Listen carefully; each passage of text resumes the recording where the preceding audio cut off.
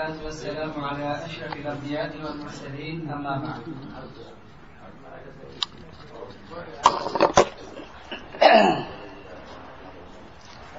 আসলে এলান হয়েছে যে তাফসীর প্রতি সপ্তাহে আমাদের হয়, আসলে এটা ঠিক না, তাফসীর না, আমাদের আসলে আকীদার দার্স চলতেছে, তাই জন্য এটা কারেকশন হওয়া দরকার। তাফসীর নয়, আমরা প্রতি সপ্তাহে আকীদার উপরে দার্স, আমাদের এটা কয়েক সপ্তাহ হয়ে গেছে আকীদার উপরে। গত সপ্তাহে যে আমাদের আলোচনা চলছিল ঈমান, ইসলাম এবং আকীদা, ঈমানের ডেফিনেশন কি, সংজ্ঞা কি, ইসলামের সংজ্ঞা কি, ডেফিনেশন কি, এবং আকীদার সংজ্ঞা কি, এর উপরে গত সপ্তাহে আমাদের আলোচনা চলছিল।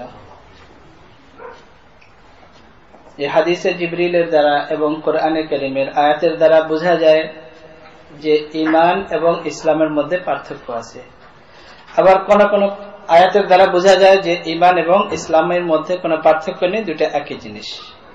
কিন্তু হাদিসে জিবরিলের দ্বারা বোঝা যায় যে ঈমান এবং ইসলামের মধ্যে কিছু পার্থক্য আছে।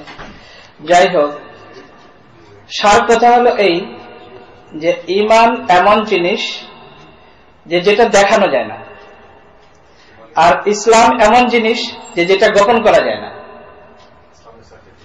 এতটুকু পার্থক্য, যে ঈমান যেটা দেখানো যায় না, কাউকে দেখানো যায় না ঈমান, তারপর ঈমানের সম্পর্ক হলো ভিতরের সাথে।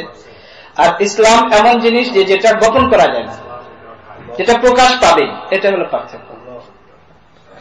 কেউ যদি চায় যে ইসলামকে গোপন করবে, এটা সম্ভব না। তো কারোর মধ্যে যদি ঈমান থাকে, তাহলে আযান হলে সে বসে থাকতে পারবে না, অবশ্যই মসজিদে যাবে। আর যখন সে মসজিদে যাবে, নামাজ পড়বে, তাহলে এটাই হলো ইসলাম। কারোর মধ্যে যদি ঈমান থাকে, তার উপর যাকাত ফরজ, সে চুপ করে বসে থাকতে পারবে না, অবশ্যই যাকাত দিবে। আর যাকাত দিবে, এটাই হলো ইসলাম। তো ঈমান এমন জিনিস যে যেটা দেখানো যায় না, আর ইসলাম এমন জিনিস যেটা গোপন করা যায় না, এতটুকু পার্থক্য। তো এক অর্থে বলতে গেলে ঈমান এবং ইসলামের মধ্যে একটু পার্থক্য আছে, আর এক অর্থে ঈমান এবং ইসলামের মধ্যে কোনো তফাৎ নেই, একই জিনিস। আর আকীদা, গত সপ্তাহে বলা হয়েছিল যে আকাদা ইয়া আকিদু, আকদুন এবং উকদাতুন। আকদুন মানে হলো কোনো কিছুর এগ্রিমেন্ট করা, আর উকদাতুন মানে হলো নাট লাগানো, গিরা লাগে না, আমরা বাংলা বলে গিরা লাগানো, এটা হলো উকদাতুন। এটাই হলো রুট ওয়ার্ড, এর থেকে হলো আকীদা শব্দ, এবং এর থেকেই হলো ইতিকাদ। আকীদা হলো আল্লাহ জাল্লা জালালুহু আম্মা নাওয়ালুহু নিজের পরিচয় যেভাবে দিয়েছেন, সেইভাবে আল্লাহ তাআলার পরিচয়কে নিজের অন্তরে সংরক্ষণ করা, এটাই হলো আকীদা। অর্থাৎ নিজের মনের দড়ি দিয়ে সেটাকে বেঁধে রাখা, এটাই হলো আকীদা। আল্লাহ জাল্লা জালালুহু আম্মা নাওয়ালুহু রিসালাতের ঈমান যেভাবে আনতে বলেছে, এবং সর্বশেষ নবী রাসূলুল্লাহ সাল্লাল্লাহু আলাইহি ওয়াসাল্লামের প্রতি ঈমান যেভাবে আমাদের আনতে বলেছেন, ঠিক সেইভাবে রাসূলুল্লাহ সাল্লাল্লাহু আলাইহি ওয়াসাল্লামের প্রতি ঈমান আনা এবং ঈমান রাখা, এবং সে অনুযায়ী রাসূলুল্লাহ সাল্লাল্লাহু আলাইহি ওয়াসাল্লামের পদাঙ্ক অনুসরণ করা, ইত্তেবা করা, এবং এই ইলমকে এবং এই ইত্তেবাকে মনের দড়ি দিয়ে বেঁধে রাখা, মনের ভিতরে ইখলাসের সাথে, এটাই হলো আকীদা। এবং আল্লাহ তাআলার ঈমান এবং রাসূলুল্লাহ সাল্লাল্লাহু আলাইহি ওয়াসাল্লামের ইত্তেবার সাথে সম্পৃক্ত যেই সমস্ত জিনিস, এগুলো তো ইসবাত, মানে এগুলো করতে হবে। আর যে সমস্ত জিনিস থেকে আল্লাহ তাআলা নিষেধ করেছেন, যে সমস্ত জিনিস থেকে রাসূলুল্লাহ সাল্লাল্লাহু আলাইহি ওয়াসাল্লাম আমাদেরকে বারণ করেছেন, ওই সমস্ত জিনিস থেকে বেঁচে থাকা, এবং এর আনুষঙ্গিক আরো কোন কোন জিনিসকে আমরা করলে এবং কোন কোন আমল করলে আল্লাহ এবং আল্লাহর রাসূল খুশি হবেন, কোন কোন জিনিস করলে, কোন আমল করলে আল্লাহ এবং আল্লাহর রাসূল আমাদের উপর অসন্তুষ্ট হবেন, ওই সমস্ত জিনিসকে করা এবং যা নিষেধ আছে তার থেকে বিরত থাকা, বেঁচে থাকা, এটাই হলো আকীদা। এবং ওই সমস্ত জিনিসকে মনের মধ্যে বেঁধে রাখা, এটাই হলো আকীদা। ঈমান, ইসলাম এবং আকীদা, এর মধ্যে এই হলো পার্থক্য।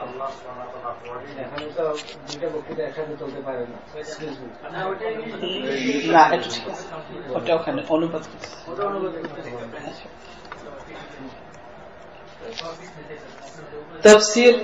তাফসীরুল মাদারিকের লেখক বলেন যে আমরা আহলুস সুন্নতি ওয়াল জামাআহ এর উপরে যে আমাদের আলোচনা চলছিল, যে আহলুস সুন্নতি ওয়াল জামাআর আকীদা, তার উপরে আমাদের আলোচনা চলছিল। আহলুস সুন্নতি ওয়াল জামাআর যে আকীদা, আহলুস সুন্নতি ওয়াল জামাআত কি, এর উপর অনেকগুলো হাদিস আমাদের পেশ করা হয়েছিল। রাসূলুল্লাহ সাল্লাল্লাহু আলাইহি ওয়াসাল্লাম ইরশাদ করেছেন, ইত্তাবিউ আস-সাওয়াদ আল-আযম, সাওয়াদে আযমকে ইত্তেবা করো। সাওয়াদে আযম হলো আল জামাআহ। এবং অন্য হাদিসের মধ্যে আছে যে একটা জামাত কিয়ামত পর্যন্ত মানসুরিন আলাল হক, যারা হকের উপরে থাকবে এবং হকের সহকারী হিসাবে, সাহায্যকারী হিসাবে কিয়ামত পর্যন্ত থাকবে। সব সময় তোমরা তাদের সাথে থাকবে। এরাই হলো আহলুস সুন্নতি ওয়াল জামাআহ এবং এরাই হলো আহলুল হক। তাফসীরুল মাদারিকের লেখক একটি হাদিস উল্লেখ করেছেন এই আয়াতের নিচে, ইন্না হাযা সিরাতী মুস্তাকিমা ফাত্তাবিউহু ওয়া লা তাত্তাবিউস সুবুলা ফাতাফাররাকা বিকুম আন সাবিলিহি, যে এটাই হলো আমার রাস্তা। ইন্না হাযা সিরাতী, এটাই হলো আমার পথ, মুস্তাকিমান, একেবারে সোজা। ফাত্তাবিউহু, এই পথকেই তোমরা অনুসরণ করো, ইত্তেবা করো। ওয়া লা তাত্তাবিউস সুবুল, সাবিলুন পথ, রাস্তা, সুবুলুন প্লুরাল, অনেক পথ। তো এই যে আমার পথ, হাযা সিরাতী মুস্তাকিমান, অর্থাৎ এই যে আমার সোজা পথ, এই পথকেই তোমরা অনুসরণ করো। ওয়া লা তাত্তাবিউস সুবুল, এছাড়া অন্য অনেক পথ আছে, ওই সমস্ত পথকে তোমরা ইত্তেবা করবে না, ওই সমস্ত পথে তোমরা চলবে না। ফাতাফাররাকা বিকুম আন সাবিলিহি, যদি তোমরা অনুসরণ করো তাহলে তোমাদেরকে, তাফাররাকা বিকুম আন সাবিলিহি, তাহলে যে আল্লাহ তাআলার পথ সিরাতি মুস্তাকিমান, এই সিরাতে মুস্তাকিম থেকে, সঠিক পথ থেকে তোমাদেরকে বিচ্যুত করবে, এদিক সেদিক নিয়ে যাবে। এই আয়াতের নিচে বর্ণনা করেছেন, وهو أن رسول الله صلى الله عليه وسلم خط خطا مستقيما فقال هذا طريق الرشد والهداية فاتبعوه ثم خط 6 خطوط عن جنبيه فقال هذه طرق الشياطين فاجتنبوها। রাসূলুল্লাহ সাল্লাল্লাহু আলাইহি ওয়াসাল্লাম সোজা একটা দাগ দিলেন, সোজা মাটিতে একটা সোজা দাগ দিলেন এবং ইরশাদ করলেন, হাযা সিরাতুর রুশদি ওয়াল হিদায়াতি ফাত্তাবিউহু, এটাই হলো হিদায়াতের পথ এবং এটাই হলো সঠিক পথ। ফাত্তাবিউহু, এই পথকেই তোমরা অনুসরণ করো। এরপর রাসূলুল্লাহ সাল্লাল্লাহু আলাইহি ওয়াসাল্লাম নিজের দুই দিকে 6টি দাগ দিলেন, জামবাইহি 6টি দাগ দিলেন দুই দিকে। এরপর ইরশাদ করলেন, হাযিহি তুরুকুশ শায়াতিন, এই যে আমার দুই দিকে যে 6টি দাগ, এগুলো হলো শয়তানের বিভিন্ন পথ। ফাজতানিবুহা, এই সমস্ত পথ থেকে তোমরা বেঁচে থাকো, এই সমস্ত পথে তোমরা পা দিবে না, এটা হলো শয়তানের পথ। তো এই যে সিরাতি মুস্তাকিমান যেটা, এটাই হলো আহলুস সুন্নতি ওয়াল জামাআহ, অর্থাৎ সাহাবায়ে কেরাম থেকে নিয়ে কিয়ামত পর্যন্ত একটা জামাত, যারা মানসুরিন আলাল হক, যারা থাকবে, এরাই হলো আহলুস সুন্নতি ওয়াল জামাআহ। আর এছাড়া যারা অন্যান্য রাস্তা অবলম্বন করবে, ফাতাফাররাকা বিকুম আন সাবিলিহি, আল্লাহ তাআলার পথ থেকে তারা তোমাদেরকে অন্যদিকে নিয়ে যাবে। এদিক সেদিক নিয়ে যাবে। হযরত আব্দুল্লাহ ইবনে আব্বাস রাদিয়াল্লাহু তাআলা আনহুমা থেকে বর্ণিত, হযরত আব্দুল্লাহ ইবনে আব্বাস রাদিয়াল্লাহু তাআলা আনহুমা ইরশাদ করেন, আহলুস সুন্নাতি ওয়াল জামাআহ মান কানা ফিহি 10 খিসালিন। আহলুস সুন্নাতি ওয়াল জামাআত হলো ওই জামাআত যাদের মধ্যে এই 10টি বৈশিষ্ট্য অবশ্যই থাকবে। মানে এই 10টি থাকতে হবে এমন নয়, এছাড়া আরো অনেক থাকবে, কিন্তু তার মধ্যে এই 10টি অবশ্যই থাকবে। এই 10টি বৈশিষ্ট্য যাদের মধ্যে পাওয়া যাবে তারাই হলো আহলুস সুন্নাতি ওয়াল জামাআহ। তাফদীলুশ শাইখাইন, হযরত আবু বকর সিদ্দিক, হযরত ওমর রাদিয়াল্লাহু তাআলা আনহুমা, ওনাদের দুইজনকে বলা হয় শাইখাইন। তাফদীলুশ শাইখাইন মানে সমস্ত সাহাবায়ে কেরামের উপর এই দুইজনকে প্রাধান্য দেওয়া, সমস্ত সাহাবাদের উপরে। যে হযরত আবু বকর রাদিয়াল্লাহু তাআলা আনহু এবং হযরত ওমর রাদিয়াল্লাহু তাআলা আনহুকে রাসূলুল্লাহ সাল্লাল্লাহু আলাইহি ওয়াসাল্লাম সবসময় প্রাধান্য দিতেন, এবং রাসূলুল্লাহ সাল্লাল্লাহু আলাইহি ওয়াসাল্লাম নামাজের সময় হযরত আবু বকর হযরত ওমর রাদিয়াল্লাহু তাআলা আনহুর জন্য পিছনে অন্য সাহাবাদেরকে জায়গা দিতে বলতেন সব সময়। এবং হযরত আলী রাদিয়াল্লাহু তাআলা আনহু বলেন যে একবার নয়, আমি অনেকবার দেখেছি রাসূলুল্লাহ সাল্লাল্লাহু আলাইহি ওয়াসাল্লাম ইরশাদ করেছেন,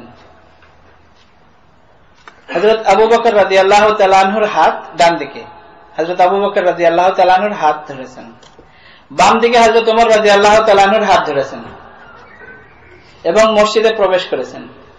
হযরত আলী রাদিয়াল্লাহু তাআলা আনহু বলেন, রাসূলুল্লাহ সাল্লাল্লাহু আলাইহি ওয়াসাল্লামকে এমন আমি একদিন নয় অনেক দিন এরকম দেখেছি যে ডান দিকে হযরত আবু বকর রাদিয়াল্লাহু তাআলা আনহুর হাত ধরা, বাম দিকে হযরত ওমর রাদিয়াল্লাহু তাআলা আনহুর হাত ধরা, এবং রাসূলুল্লাহ সাল্লাল্লাহু আলাইহি ওয়াসাল্লামকে আমি ইরশাদ করতে শুনেছি যে কিয়ামতের দিন আমরা এইভাবে উঠব। অর্থাৎ হযরত আবু বকর হযরত ওমর রাদিয়াল্লাহু তাআলা আনহু ডান দিকে এবং বাম দিকে হযরত ওমর রাদিয়াল্লাহু তাআলা আনহু থাকবে। হযরত আলী রাদিয়াল্লাহু তাআলা আনহু বলেন যে আমি অনেক দিন এরকম দেখেছি এবং হুজুর সাল্লাল্লাহু আলাইহি ওয়াসাল্লামকে আমি বলতে শুনেছি যে আমরা কিয়ামতের দিন এইভাবে উঠব। আর আমরা যদি দুনিয়ার হিসাবে যদি চিন্তা করি যে কার কবর কোথায় হয়েছে, কে কিভাবে উঠবে, তো দুনিয়াতে তো আমরা এটা কল্পনা করে বুঝতে পারবো না, তার কারণ ওটা তো ভিন্ন জগৎ। রাসূলুল্লাহ সাল্লাল্লাহু আলাইহি ওয়াসাল্লাম ইরশাদ করেছেন যে হযরত বিলাল রাদিয়াল্লাহু তাআলা আনহু আমার পায়ের কাছ থেকে উঠবে, অথচ আমরা সবাই জানি হযরত বিলাল রাদিয়াল্লাহু তাআলা আনহু সিরিয়াতে মারা গেছেন, সেখানে তার কবর, আমরা সবাই জানি সিরিয়াতে কবর। কিন্তু রাসূলুল্লাহ সাল্লাল্লাহু আলাইহি ওয়াসাল্লাম এক হাদিসে বলেছেন যে যেভাবে মারা যাবে সেখান থেকে সে কিয়ামতের দিন উঠবে।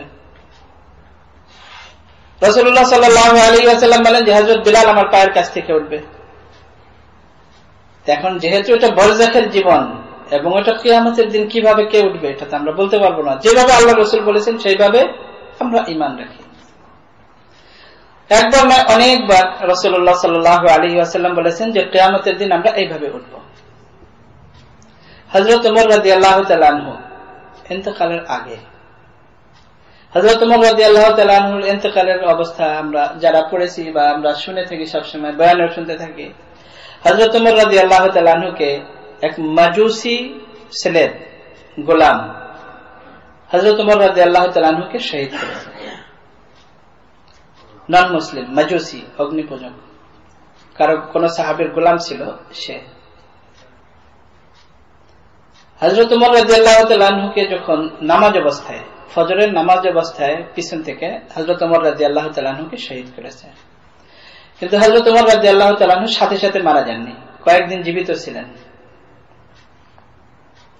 ইন্তেকালের সময় হযরত ওমর রাদিয়াল্লাহু তাআলা আনহু হযরত আব্দুল্লাহ ইবনে ওমর রাদিয়াল্লাহু তাআলা আনহু, হযরত আব্দুল্লাহ ইবনে ওমর সাহাবায়ে কেরামের মধ্যে, যদিও হযরত ওমর রাদিয়াল্লাহু তাআলা আনহুর ছেলে, কিন্তু সাহাবায়ে কেরামের মধ্যে অনেক বড় সাহাবী। অনেক বড় সাহাবী কিভাবে বোঝা যায়?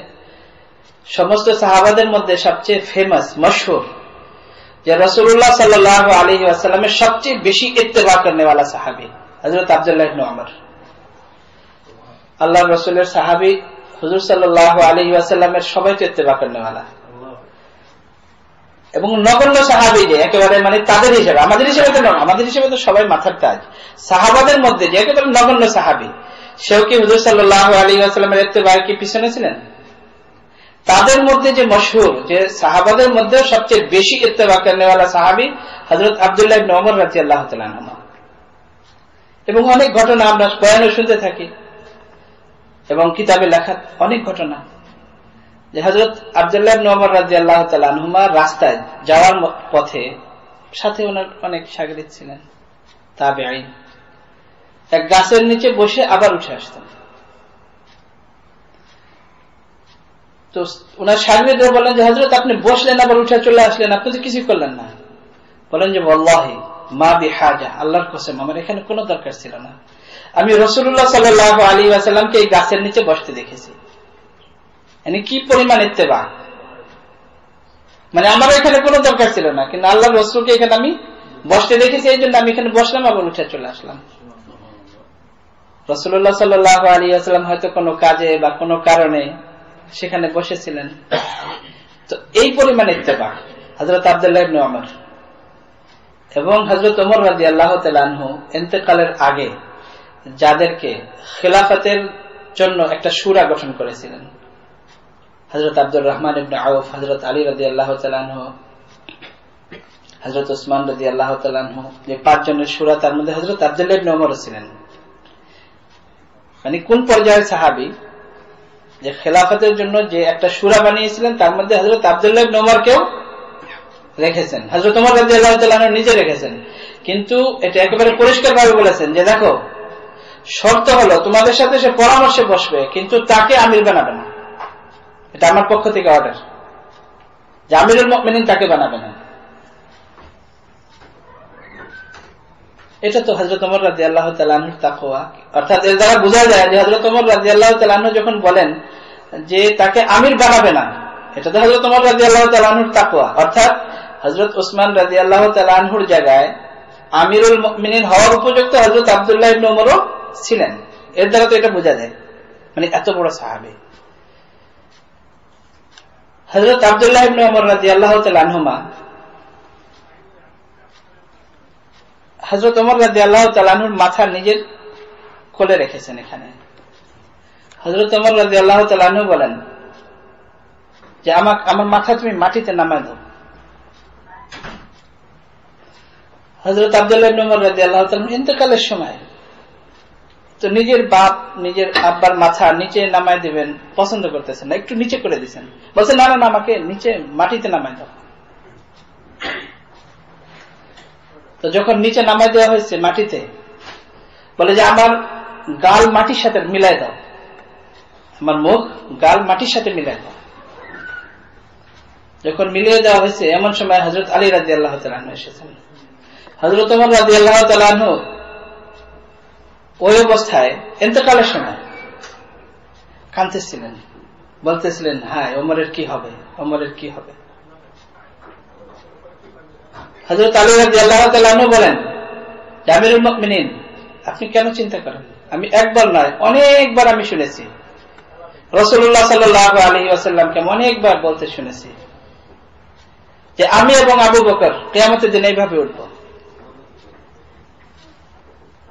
হযরত ওমর রাদিয়াল্লাহু তাআলা আনহু বলেন আলী তুমি কি কিয়ামতের দিন এটা সাক্ষী দিবে? হযরত আলী রাদিয়াল্লাহু তাআলা আনহু বলেন শুধু আমি নয়, আমার এই ছেলে হাসান এও সাক্ষী দিবে। আমার ছেলে হাসানও শুনেছে, একবার নয় অনেকবার শুনেছে হুজুর সাল্লাল্লাহু আলাইহি ওয়াসাল্লামের মুখে, আমিও শুনেছি। এরকম সাহাবায়ে কেরাম, এরকম সাহাবী হযরত আবু বকর এবং হযরত ওমর। তাফদীলুশ শাইখাইন, মুসলিম শরীফের হাদিস, এর আগে আমরা অনেকবার আলোচনা করেছি। রাসূলুল্লাহ সাল্লাল্লাহু আলাইহি ওয়াসাল্লাম ইরশাদ করেছেন যে আমার পরে হযরত আবু বকর এবং হযরত ওমরকে তোমরা ইত্তেবা করবে। ইক্তাদাউ বিল্লাযাইনি মিন বাদি আবি বকর ওয়া ওমর রাদিয়াল্লাহু তাআলা আনহু, যে তোমরা আমার পরে হযরত আবু বকর এবং হযরত ওমরকে ইক্তেদা করবে। এছাড়া আরো অনেক হাদিস আছে। তো প্রথম নাম্বার হলো তাফদীলুশ শাইখাইন। এখানে আমাদের যখন আমাদের তাওহীদের আলোচনা শুরু হবে, তখন তো যারা তাওহীদের মধ্যে যাদের সাথে মতবিরোধ, ওই সমস্ত দল গ্রুপ তাদের আলোচনা হবে, ওই সমস্ত ধর্ম তাদের আলোচনা হবে যে তাওহীদের মধ্যে যাদের সাথে মতবিরোধ। আর এখানে আমাদের মতবিরোধ হয়ে যাবে যারা হযরত আবু বকর রাদিয়াল্লাহু তাআলা আনহুকে এবং হযরত ওমর রাদিয়াল্লাহু তাআলা আনহুকে গালি দেয়। আহলুস সুন্নাত ওয়াল জামাত থেকে তারা বের হয়ে যাবে। দ্বিতীয় নাম্বার হলো তাওকীরুল খাতানাইন। খাতানুন জামাতা, রাসূলুল্লাহ সাল্লাল্লাহু আলাইহি ওয়াসাল্লামের দুই জামাতা হযরত উসমান এবং হযরত আলী রাদিয়াল্লাহু তাআলা আনহু, তাদেরকে সম্মান করা, মনে প্রাণে তাদেরকে সম্মান করা। হযরত উসমান রাদিয়াল্লাহু তাআলা আনহুর ফাজাইল এত বেশি এত বেশি, হযরত আলী রাদিয়াল্লাহু তাআলা আনহুর ফাজাইল এত বেশি এত বেশি যে ঘন্টা ঘন্টা বর্ণনা করলেও শেষ হবে না। হযরত আবু বকর রাদিয়াল্লাহু তাআলা আনহুর ব্যাপারে কিছু এই জন্য বলি না, যেহেতু হযরত আবু বকর রাদিয়াল্লাহু তাআলা আনহুর ব্যাপারে আমরা সবাই একমত। হযরত ওমর রাদিয়াল্লাহু তাআলা আনহু বলেন,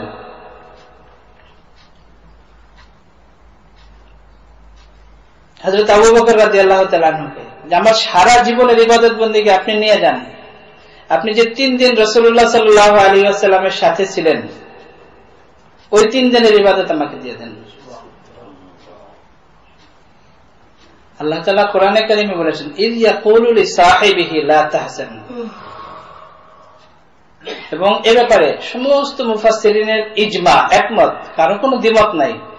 ইয ইয়াকুলু লিসাহিবিহি, যখন রাসূলুল্লাহ সাল্লাল্লাহু আলাইহি ওয়াসাল্লাম তার সাহাবী সাথীকে বললেন লা তাহজান ইন্নাল্লাহা মা'ানা, আপনি চিন্তিত হবেন না, আল্লাহ তাআলা আমাদের সাথে আছে।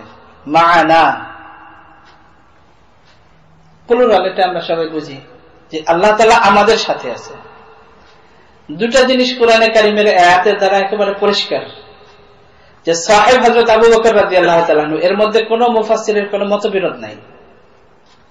কোরআনে কারিমে যে বলা হয়েছে, অর্থাৎ গারে, ওই গুহার মধ্যে রাসূলুল্লাহ সাল্লাল্লাহু আলাইহি ওয়াসাল্লামের সাথে হযরত আবু বকর রাদিয়াল্লাহু তাআলা আনহু ছিলেন, অন্য কেউ নয়। এই ব্যাপারে সবাই একমত। আর দ্বিতীয় নম্বর হল লা তাহজান ইন্নাল্লাহা মা'ানা, যে আল্লাহ তাআলা আমাদের দুইজনের সাথে আছে। তো আল্লাহর রাসূল যখন সাক্ষী দিয়ে দিবে যে আল্লাহ তাআলা আমাদের দুইজনের সাথে আছে, শুধু আমার সাথে নয়, আমাদের দুইজনের সাথে আছে।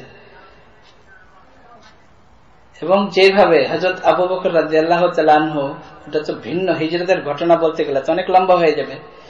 যেভাবে হযরত আবু বকর রাদিয়াল্লাহু তাআলা আনহু রাসূলুল্লাহ সাল্লাল্লাহু আলাইহি ওয়াসাল্লামের মহব্বতে যে খিদমত করেছেন, রাসূলুল্লাহ সাল্লাল্লাহু আলাইহি ওয়াসাল্লামের পা ছুলে গিয়েছিল একেবারে পাথরে, হাঁটা কষ্ট হয়ে যাচ্ছিল, হাঁটতে পারতেছিলেন না রাসূলুল্লাহ সাল্লাল্লাহু আলাইহি ওয়াসাল্লাম। হযরত আবু বকর রাদিয়াল্লাহু তাআলা আনহু রাসূলুল্লাহ সাল্লাল্লাহু আলাইহি ওয়াসাল্লামকে নিজের কাঁধে তুলেছেন, নিজের কাঁধে তুলে ওই পাহাড়ে, ওই গুহা পর্যন্ত পৌঁছেছেন। আল্লাহ তাআলা যাদেরকে তৌফিক দিয়েছে, আমরা হজ করেছি, ওই পাহাড়ে তো আমরা উঠতেই সাহস পাবো না। আমাদের মতো যুবক যারা, তারা উঠতে সাহস পায় না, এত উপরে। আর রাসূলুল্লাহ সাল্লাল্লাহু আলাইহি ওয়াসাল্লামকে কাঁধে নিয়ে হযরত আবু বকর রাদিয়াল্লাহু তাআলা আনহু ওই জায়গায় পৌঁছেছেন। আর রাসূলুল্লাহ সাল্লাল্লাহু আলাইহি ওয়াসাল্লাম যখন পৌঁছতে পারতেছিলেন না, হাঁটা কষ্টকর হয়ে যাচ্ছিল। এই ফজিলত যথেষ্ট।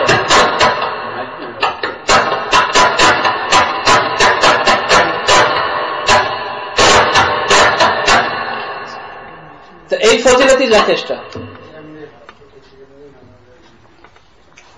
হযরত আবু বকর রাদিয়াল্লাহু তাআলা আনহুর ফজিলত বয়ান করে শেষ করা যাবে না। রাসূলুল্লাহ সাল্লাল্লাহু আলাইহি ওয়াসাল্লাম ইন্তেকালের আগে রাসূলুল্লাহ সাল্লাল্লাহু আলাইহি ওয়াসাল্লাম যে মসজিদে কয়েকবার বয়ান করেছেন, একেবারে শেষ রাসূলুল্লাহ সাল্লাল্লাহু আলাইহি ওয়াসাল্লাম মসজিদে যে কিছু কথা বলেছেন, রাসূলুল্লাহ সাল্লাল্লাহু আলাইহি ওয়াসাল্লাম তার মধ্যে বলেছেন যে আমি যারা ইসলামের জন্য, দ্বীনের জন্য, আমার জন্য যারা যত কিছু সাহায্য করেছে সবার ঋণ পরিশোধ হয়ে গেছে, কিন্তু হযরত আবু বকরের ঋণ আমি শোধ করতে পারি নাই। এর থেকে আর বড় ফজিলত কি আছে? আর হযরত উসমান রাদিয়াল্লাহু তাআলা আনহুর ফাজাইল অনেক বেশি, আমরা সবসময় শুনে থাকি। হযরত আলী রাদিয়াল্লাহু তাআলা আনহুর ফাজাইল আমরা গত সপ্তাহে কিছু শুনেছি। তো হযরত উসমান রাদিয়াল্লাহু তাআলা আনহু এবং আলী রাদিয়াল্লাহু তাআলা আনহুকে সমান ভালোবাসা, তাওকীরুল খাতানাইন, দুইজনকে মহব্বত করা।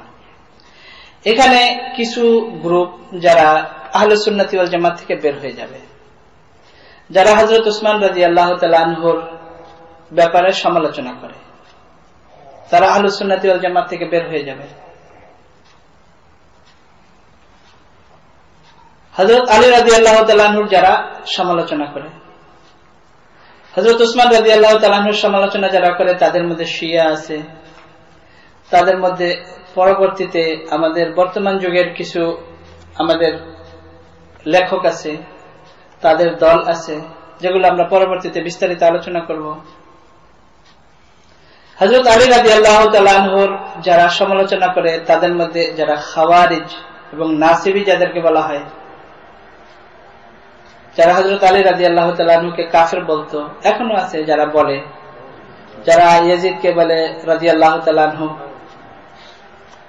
এবং সহি আমিরুল মুমিনিন হযরত আলী রাদিয়াল্লাহু তাআলা আনহুকে তারা কাফের বলে, গালিগালাজ করে, হযরত হুসাইন রাদিয়াল্লাহু তাআলা আনহুকে ভুল মনে করে, তো তারাও আহলুস সুন্নাতি ওয়াল জামাত থেকে বাহিরে। ওয়া তা'যীমুল কিবলাতাইন, তা'যীমুল কিবলাতাইন অর্থাৎ বাইতুল্লাহ এবং বাইতুল মাকদিস, 16 মাস বা 17 মাস রাসূলুল্লাহ সাল্লাল্লাহু আলাইহি ওয়াসাল্লাম বাইতুল মাকদিসের দিকে নামাজ পড়েছেন। তো এই জন্য বাইতুল মাকদিসের সাথে, আর পিছনে যদি আমরা দেখি এর উপরে আলোচনা আমাদের হয়েছে যে যেভাবে হযরত ইব্রাহিম আলাইহিস সালাতু ওয়াস সালাম হযরত ইসমাঈল আলাইহিস সালাতু ওয়াস সালামকে নিয়ে বাইতুল্লাহ তৈরি করেছেন, ঠিক তেমনি ভাবে হযরত ইব্রাহিম আলাইহিস সালাতু ওয়াস সালাম তার ছেলে হযরত ইসহাক আলাইহিস সালাতু ওয়াস সালামকে নিয়ে বাইতুল মাকদিস তৈরি করেছেন। এই জন্য দুটাই আমাদের সম্মানের পাত্র। আল্লাহ তাআলার যখন যা হুকুম হয় 16 মাস এবং 17 মাস বাইতুল মাকদিসের দিকে রাসূলুল্লাহ সাল্লাল্লাহু আলাইহি ওয়াসাল্লাম নামাজ পড়েছেন এবং সাহাবায়ে কেরামও পড়েছেন। এবং আল্লাহ তাআলা কোরআনে কারিমে বলেছেন যে এর আগে যদি কেউ মারা যেয়ে থাকে, পরে আবার হুকুম হয়েছে যে বাইতুল্লাহ দিকে قد نرى تقلب وجهك في السماء فلنولينك قبلة ترضاها, যে আপনি যেটা পছন্দ করতেন, আপনি চাইতেন আকাশের দিকে দেখতে থাকতেন যে বাইতুল্লাহ দিকে আবার কেন হয় না, তা আমি করে দিলাম। রাসূলুল্লাহ সাল্লাল্লাহু আলাইহি ওয়াসাল্লাম মনে থেকে চাইতেন, আল্লাহ তাআলা করে দিয়েছেন। তো সাহাবায়ে কেরামের প্রশ্নের জবাবে রাসূলুল্লাহ সাল্লাল্লাহু আলাইহি ওয়াসাল্লাম বলেছেন যে যারা এই অবস্থাতে বাইতুল মাকদিসের দিকে নামাজ পড়া অবস্থাতে যাদের ইন্তেকাল হয়ে গেছে, তারা তাদের সমান সওয়াব পাবে, এর অর্থ এই নয় যে তাদের নামাজ নষ্ট হয়ে গেছে বা কিছু, এমন কিছু নয়। তো এই জন্য বাইতুল মাকদিস এবং বাইতুল্লাহ দুটাকেই সম্মান করা, এটা হলো আহলুস সুন্নাতি ওয়াল জামাতের সাইন। ওয়াস সালাতু আলাল জানাজাতাইন, এবং যে নেক বান্দা তার উপর জানাজা পড়া এবং যে গুনাহগার তার উপর জানাজা পড়া। যে গুনাহগার আমরা তার জানাজা পড়ব না এমন নয়। এখানে কিছু মাসাইল আছে এমন যেগুলো অনেক মানে ডিটেইলে গেলে তখন আসবে, ওগুলো এখন বলার সময় না। যে কিছু কিছু জিনিস আছে, কিছু কিছু বিষয় আছে, যেমন কেউ যদি আত্মহত্যা করে, সুইসাইড করে, এমন ব্যক্তির জানাজা সম্মানিত ব্যক্তিবর্গ যারা উলামায়ে কেরাম যারা, তারা যেন না পড়ে। এই জন্য সমাজকে এটা বোঝানোর জন্য যেটা খুবই ঘৃণিত কাজ, যেহেতু কোরআনে কারিমে বিভিন্ন হাদিসে এর অনেক গুনার কথা বলা হয়েছে, এই সমস্ত জিনিসকে জনগণের সামনে, সাধারণ মুসলমানদের সামনে তুলে ধরার জন্য, যে এটাকে যেন কেউ পছন্দনীয় কাজ না মনে করে, এই জন্য। কিন্তু এর অর্থ এই নয় যে কোনো একজন গুনাহগার ব্যক্তি তার জানাজা পড়বে না, এমন নয়। যে গুনাহগার এবং যে নেক সবারই জানাজা পড়তে হবে। এটা হলো আহলুস সুন্নাতি ওয়াল জামাতের সাইন। এখানে হয়তো আপনাদের এরকম মনে হতে পারে যে এমন কেন? ওই যে সমস্ত গ্রুপের কথা বললাম তাদের মধ্যে যেমন যারা খাওয়ারিজ, নাসিবি যারা, এবং বিভিন্ন গ্রুপ যাদের অস্তিত্ব এখন নাই বললেও চলে, এবং কিছু কিছু তাদের আমল আছে পুরোপুরি নাই, তারা মনে করত যে যারা গুনাহ করবে তারা ঈমান থেকে সরে গেছে, তো তাদের জানাজা পড়া যাবে না। এবং হযরত আব্দুল্লাহ ইবনে আব্বাস রাদিয়াল্লাহু তাআলা আনহুমার যে এই উক্তি, এটা ওই সময়ের জন্য, যে যারা গুনাহগারের উপর জানাজার নামাজ পড়তে অস্বীকার করত।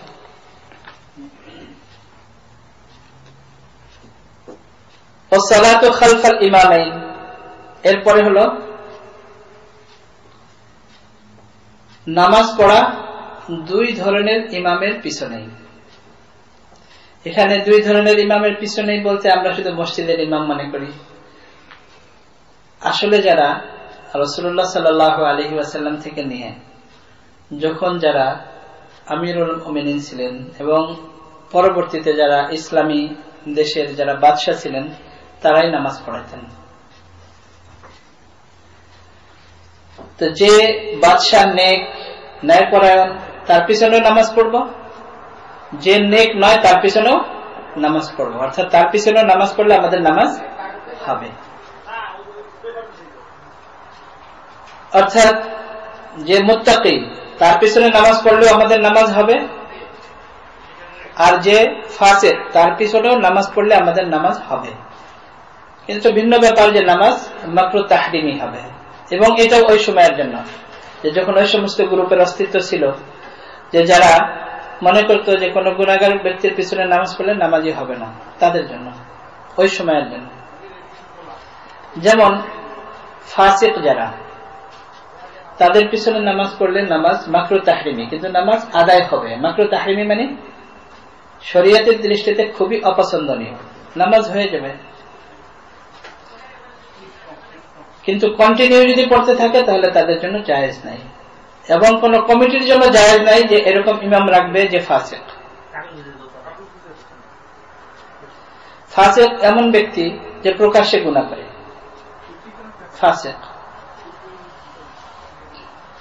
তার মধ্যে যেমন যে দাড়ি শেভ করে, দাড়ি ছোট রাখে, এদেরকে ফুকাহায়ে কেরামের পরিভাষায় বলা হয়েছে ফাসিকে মুআলিন।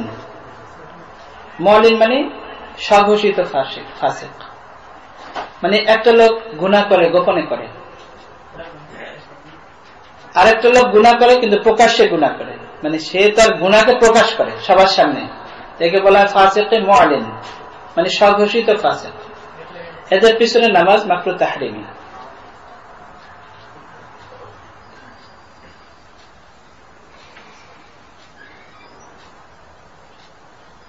6 নম্বর হলো তারকুল খুরুজি আলাল ইমামাইন। ন্যায়পরায়ণ বাদশা যদি হয় তাহলে তারও অর্ডার মানতে হবে। বাদশা যদি জালিম হয় তার হুকুমও মানতে হবে।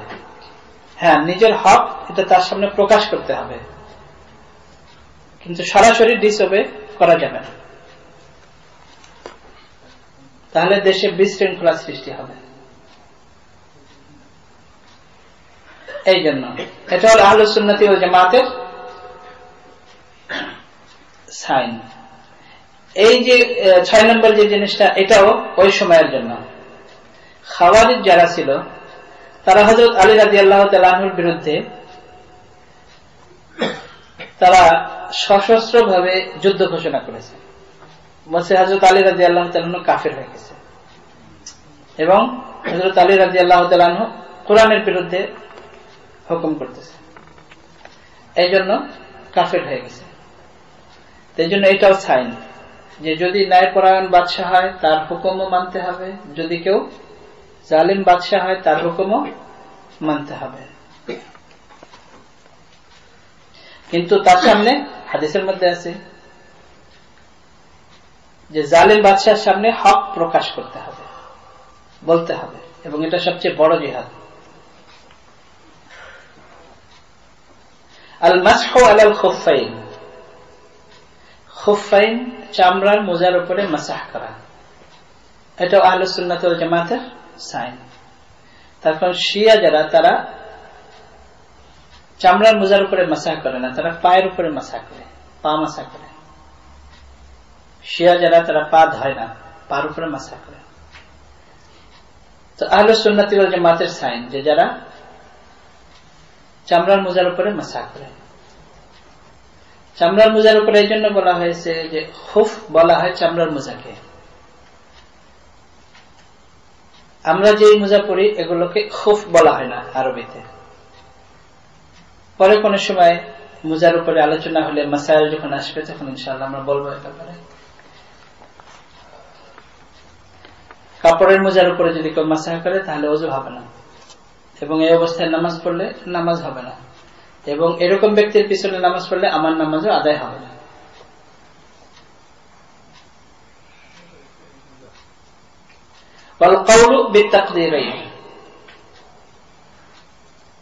এবং খায়র এবং শার, ভালো এবং মন্দ সবকিছু আল্লাহ তাআলার আন্দাজার মধ্যে। তাকদীর মানে হলো আল্লাহ তাআলার এস্টিমেটের মধ্যে। যেমন মাজুসি যারা অগ্নি পূজক, তাদের আকীদা ছিল যে নূর যেটা লাইট, এর রব ভিন্ন আর অন্ধকারের রব ভিন্ন, এটা তাদের আকীদা। ঠিক ওরকম খায়ের অর্থাৎ ভালো যে সমস্ত জিনিস এটার রব ভিন্ন, আর খারাপ যে সমস্ত জিনিস এটার রব ভিন্ন, এরকম তাদের আকীদা ছিল। তো এরকম মনে করা যাবে না, সবকিছু আল্লাহ তাআলার এস্টিমেটের মধ্যে এবং আল্লাহ তাআলার ইলমের মধ্যে এবং আল্লাহ তাআলার কন্ট্রোলে।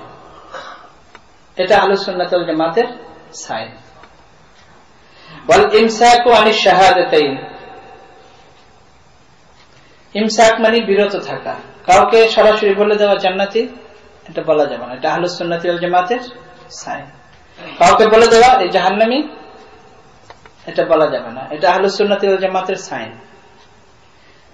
যে কাউকে জান্নাতি বা জাহান্নামী এটা বলা যাবে না। হ্যাঁ, যাদের ব্যাপারে রাসূলুল্লাহ সাল্লাল্লাহু আলাইহি ওয়াসাল্লাম জান্নাতের শুভ সংবাদ দিয়েছেন, যেমন আশারায়ে মুবাশশারা, এছাড়া অন্যান্য সাহাবায়ে কেরামের মধ্যে যাদের ব্যাপারে রাসূলুল্লাহ সাল্লাল্লাহু আলাইহি ওয়াসাল্লাম পরিষ্কার বলে দিয়েছেন, অনেক হাদিসে আছে এরকম। যেমন এক বেদুইন সাহাবী এসে বলে, তখন তো সাহাবী হয়নি, জিজ্ঞেস করেছে, হে মুহাম্মদ আপনি কি বলেন? ওই সাহাবী বলেছে যে আমি বলি যে আমার উপরে আল্লাহর উপর ঈমান আনবে, আমার উপর ঈমান আনবে এবং নামাজ পড়বে, রোজা রাখবে, যাকাত দিবে, সামর্থ্য থাকলে হজ করবে। তো বলছে ঠিক আছে, আমি আপনার উপর ঈমান আনলাম, আল্লাহ রাসূলের উপর আল্লাহর উপর ঈমান আনলাম, আপনার উপর ঈমান আনলাম, এবং এই সমস্ত জিনিস আমি করব। মানে গ্রামের লোকজন তো সাদা সিধেই থাকে, বেদুইন ছিল, সরল সোজা। তো এটা শোনার পরে বলছে আমি এগুলো করবো, বের হয়ে চলে গেছে। রাসূলুল্লাহ সাল্লাল্লাহু আলাইহি ওয়াসাল্লাম বলেন যে যদি দেখতে চাও জান্নাতি ব্যক্তি, এই ব্যক্তিকে দেখো। এরকম আরো অনেক হাদিস আছে। তো এরকম রাসূলুল্লাহ সাল্লাল্লাহু আলাইহি ওয়াসাল্লাম যদি কারো ব্যাপারে পরিষ্কার ঘোষণা দিয়ে দেন, তার ব্যাপারে বলতে পারবো, এছাড়া আমাদের বলার কোনো অধিকার নাই। ছোট একটা বাচ্চা মারা গেছে, হযরত আয়েশা রাদিয়াল্লাহু তাআলা আনহা রাসূলুল্লাহ সাল্লাল্লাহু আলাইহি ওয়াসাল্লামকে বলেন, হাদা ওয়াসফুরুম মিন আসাফিরুল জান্নাহ, ইয়া রাসূলুল্লাহ এটা তো মনে হয় জান্নাতের একটা পাখি। রাসূলুল্লাহ সাল্লাল্লাহু আলাইহি ওয়াসাল্লাম এটাও সহ্য করতে পারেন নাই, বলেন আওয়াগায়রা যালিকা ইয়া আয়েশা, এছাড়া আরো কি তোমার কোনো কথা আছে?